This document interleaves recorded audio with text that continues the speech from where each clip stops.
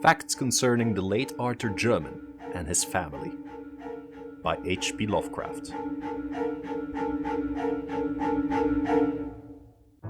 Life is a hideous thing, and from the background behind what we know of it appear demoniacal hints of truth which make it sometimes 1,000-fold more hideous. Science, already oppressive with its shocking revelations, will perhaps be the ultimate exterminator of our human species, if separate species we be. For its reserve of unguessed horrors could never be borne by mortal brains if loosed upon the world. If we knew what we are, we should do as Sir Arthur Jermyn did. And Arthur Jermyn soaked himself in oil and set fire to his clothing one night.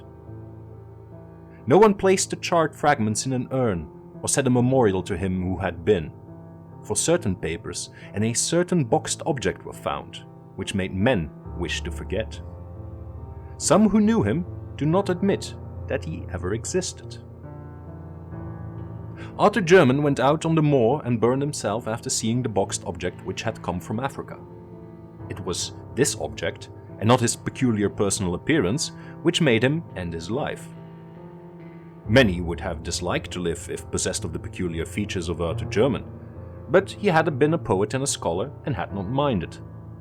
Learning was in his blood, for his great-grandfather, Sir Robert Jermyn, had been an anthropologist of note, whilst his great-great-great-grandfather, Sir Wade Jermyn, was one of the earliest explorers of the Congo region, and had written eruditely of its tribes, animals, and supposed antiquities. Indeed, old Sir Wade had possessed an intellectual zeal amounting almost to a mania, his bizarre conjectures on a prehistoric white Congolese civilization earning him much ridicule when his book, Observations on the Several Parts of Africa, was published. In 1765, this fearless explorer had been placed in a madhouse at Huntingdon. Madness was in all the Germans, and people were glad there were not many of them. The line put forth no branches, and Arthur was the last of it. If he had not been, one cannot say what he would have done when the object came. The Germans never seemed to look quite right. Something was amiss, though Arthur was the worst, and the old family portraits in German house showed fine faces enough before Sir Wade's time. Certainly, the madness began with Sir Wade, whose wild stories of Africa were at once the delight and terror of his few friends. It shewed in his collection of trophies and specimens, which were not such as a normal man would accumulate and preserve, and appeared strikingly in the oriental seclusion in which he kept his wife. The latter, he had said, was the daughter of a Portuguese trader whom he had met in Africa, and did not like English ways. She, with an infant son born in Africa, had accompanied him back from the second and longest of his trips, and had gone with him on the third and last, never returning. No one had ever seen her closely, not even the servants, for her disposition had been violent and singular. During her brief stay at Jermyn House, she occupied a remote wing, and was waited on by her husband alone. Sir Wade was, indeed, most peculiar in his solicitude for his family. For when he returned to Africa, he would permit no one to care for his young son, save a loathsome black woman from Guinea. Upon coming back after the death of Lady Jermyn, he himself assumed complete care of the boy.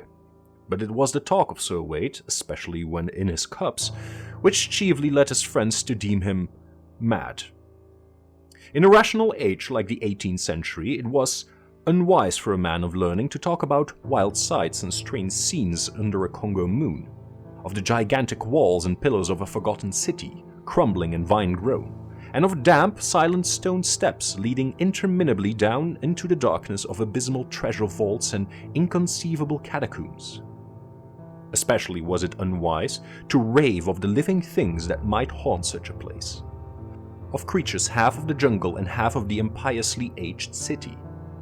Fabulous creatures, which even a Pliny might describe with skepticism.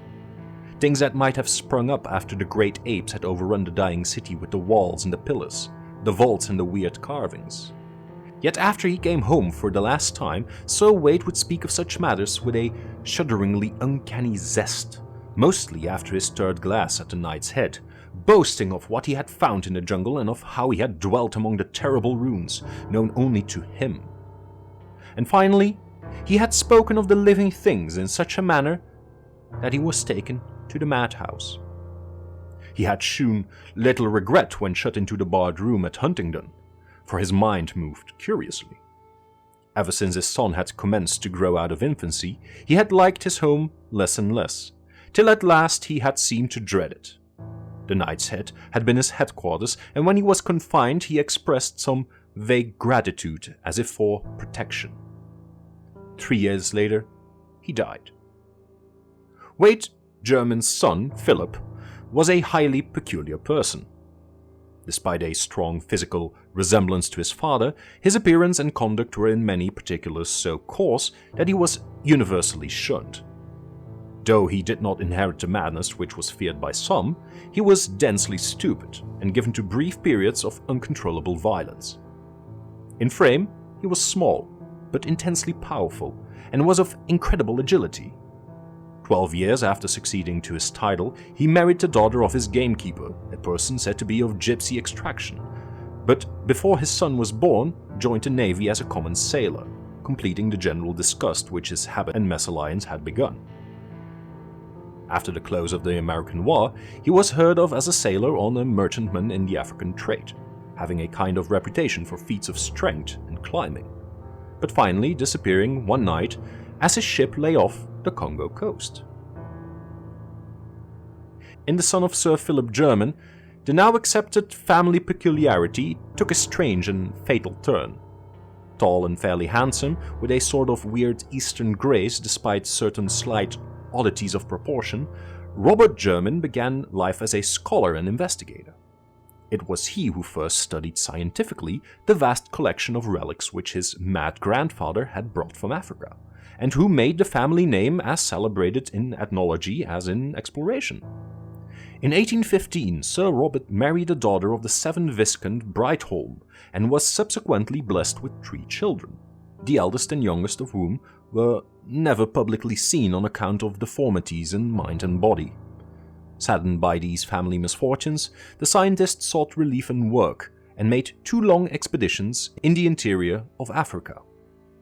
In 1849, his second son, Neville, a singularly repellent person who seemed to combine the surliness of Philip Jermyn with the hauteur of the Brightholmes, ran away with a vulgar dancer, but was pardoned upon his return in the following year. He came back to Jermyn House, a widower, with an infant son, Alfred, who was one day to be the father of Arthur Jermyn. Friends said that it was this series of griefs which unhinged the mind of Sir Robert Jermyn, yet it was probably merely a bit of African folklore which caused the disaster. The elderly scholar had been collecting legends of the Onga tribes near the field of his grandfathers and his own explorations, hoping in some way to account for Sir Wade's wild tales of a lost city peopled by strange hybrid creatures. A certain consistency in the strange papers of his ancestor suggested that the madman's imagination might have been stimulated by native myths. On October 19, 1852, the explorer Samuel Seton called at Jermyn House with a manuscript of notes collected among the Ongas, believing that certain legends of a grey city of white apes ruled by a white god might prove valuable to the ethnologist.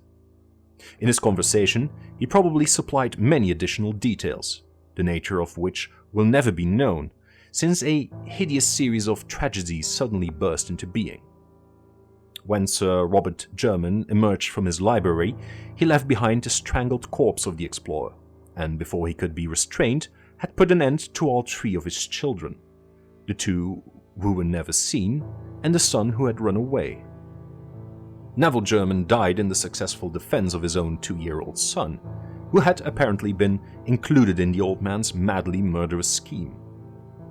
Sir Robert himself, after repeated attempts at suicide and a stubborn refusal to utter any articulate sound, died of apoplexy in the 2nd year of his confinement. Sir Alfred Jermyn was a baronet before his 4th birthday, but his taste never matched his title. At 20, he had joined a band of music hall performers, and at 36 had deserted his wife and child to travel with an itinerant American circus. His end was very revolting. Among the animals in the exhibition, with which he traveled, was a huge bull gorilla of lighter color than the average. He, a surprisingly tractable beast of much popularity with the performers. With this gorilla, Alfred Jermyn was singularly fascinated, and on many occasions the two would eye each other for long periods through the intervening bars. Eventually, Jermyn asked and obtained permission to train the animal, astonishing audiences and fellow performers alike with his success. One morning in Chicago, as the gorilla and Alfred Jermyn were rehearsing an exceedingly clever boxing match, the former delivered a blow of more than usual force, hurting both the body and dignity of the amateur trainer. Of what followed, members of the greatest show on earth do not like to speak. They did not expect to hear Sir Alfred Jermyn emit a shrill, inhuman scream, or to see him seize his clumsy antagonist with both hands, dash it to the floor of the cage, and bite fiendishly at its hairy throat. The gorilla was off its guard, but not for long, and before anything could be done by the regular trainer, the body which had belonged to a baronet was past recognition. Now, Arthur Jermyn was the son of Baronet Alfred Jermyn and a music hall singer of unknown origin. When the husband and father deserted his family, the mother took the child to Jermyn House, where there was none left to object to her presence. She was not without notions of what a nobleman's dignity should be, and saw to it that her son received the best education which limited money could provide. The family resources were now sadly slender, and Jermyn House had fallen into woeful disrepair. But young Arthur loved the old edifice and all its contents. He was not like any other Jermyn who had ever lived, for he was a poet and a dreamer. Some of the neighboring families who had heard tales of old Sir Wade Jermyn's unseen Portuguese wife declared that her Latin blood must be shewing itself. But most persons merely sneered at his sensitiveness to beauty, attributing it to his music hall mother, who was socially unrecognized. The poetic delicacy of Arthur Jermyn was the more remarkable because of his uncouth personal appearance. Most of the Jermyns had possessed a subtly odd and repellent cast, but Arthur's case was very striking. It is hard to say just what he resembled, but his expression, his facial angle, and the length of his arms gave a thrill of repulsion to those who met him for the first time. It was the mind and character of Arthur Jermyn which atoned for his aspect. Gifted and learned, he took highest honours at Oxford and seemed likely to redeem the intellectual fame of his family. Though of poetic rather than scientific temperament, he planned to continue the work of his forefathers in African ethnology and antiquities, utilizing the truly wonderful, though strange collection of Sir Wade.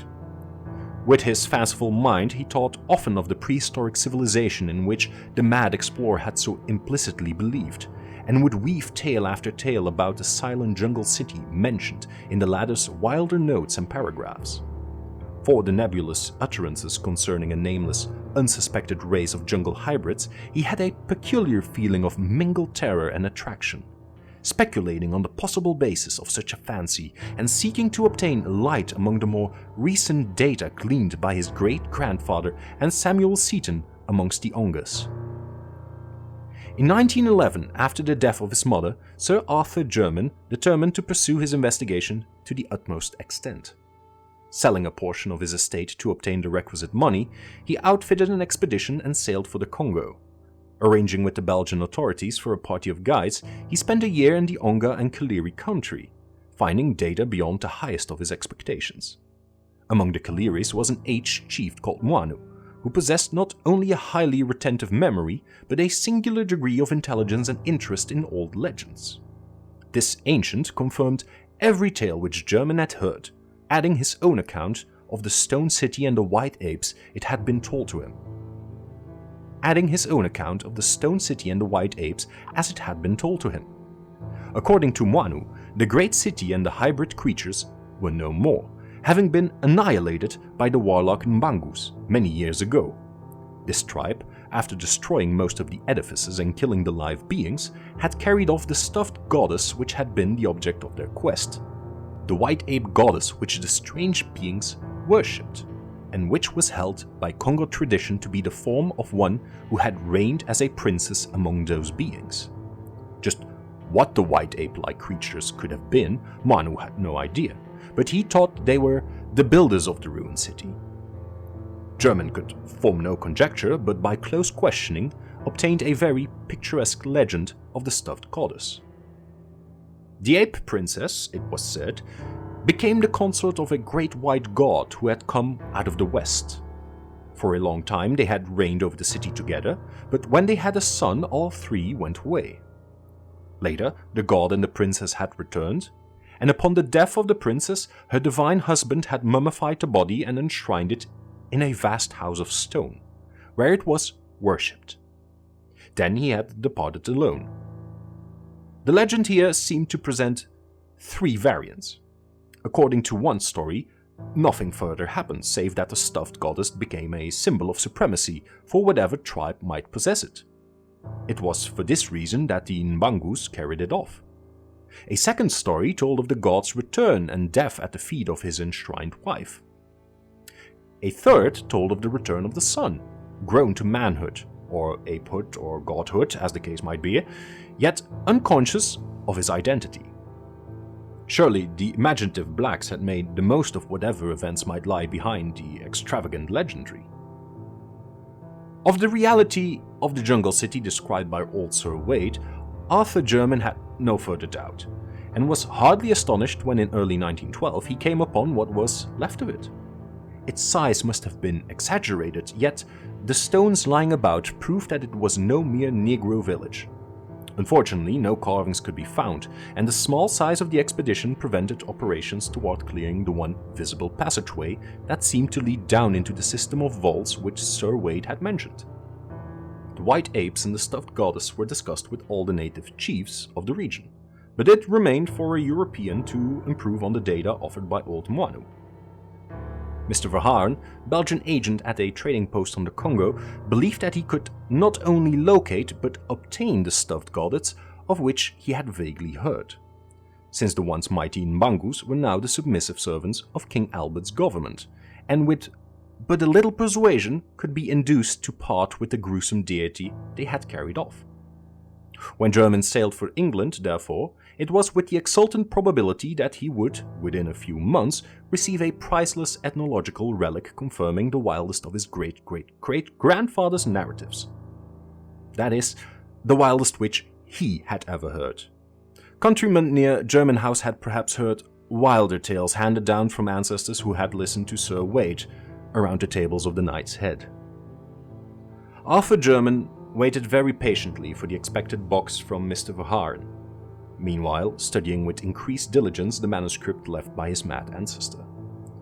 He began to feel closely akin to Sir Wade, and to seek relics of the latter's personal life in England, as well as of his African exploits.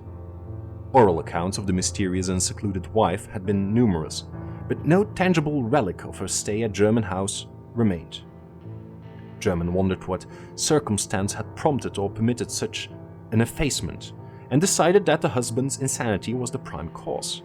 His great-great-great-grandmother, he recalled, was said to have been the daughter of a Portuguese trader in Africa.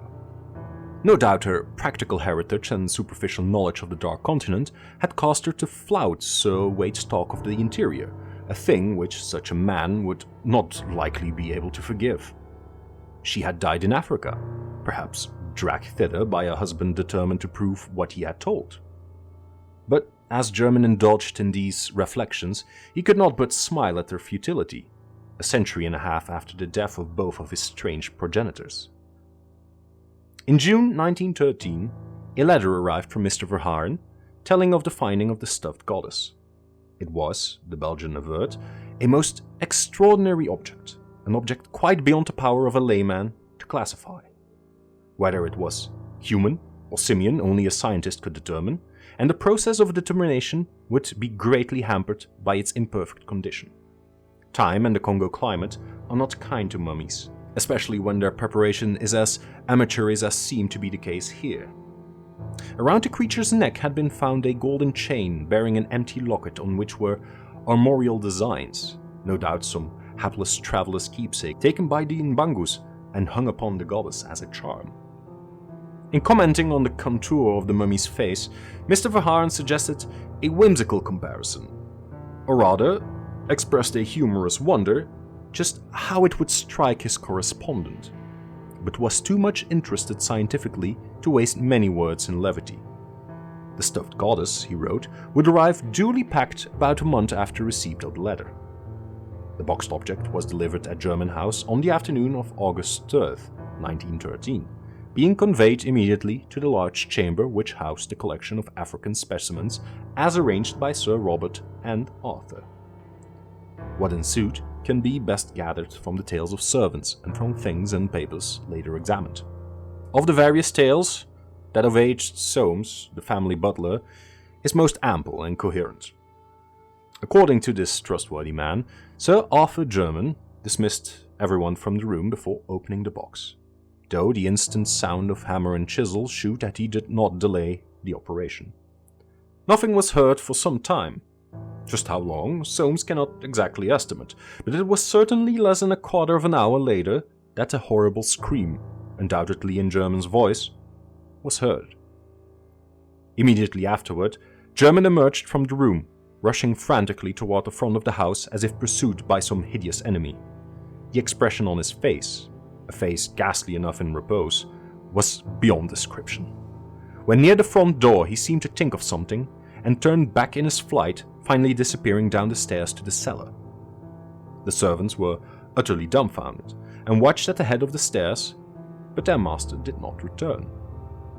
A smell of oil was all that came up from the regions below. After dark, a rattling was heard at the door leading from the cellar into the courtyard, and the stable boy saw Arthur Jermyn, glistening from head to foot with oil and redolent of that fluid, steal furtively out and vanish on the black moor surrounding the house. Then, in an exaltation of supreme horror, everyone saw the end. A spark appeared on the moor, a flame arose, and a pillar of human fire reached to the heavens. The house of Jermyn no longer existed. The reason why Arthur Jermyn's charred fragments were not collected and buried lies in what was found afterward, principally the thing in the box. The stuffed goddess was a nauseous sight, withered and eaten away, but it was clearly a mummified white ape of some unknown species, less hairy than any recorded variety, and infinitely nearer mankind, quite shockingly so.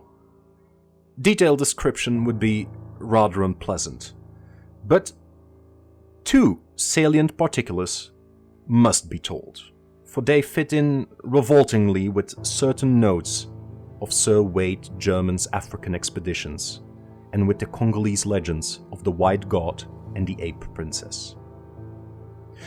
The two particulars in question are these. The arms displayed on the golden locket about the mummified creature's neck were the Jermyn arms,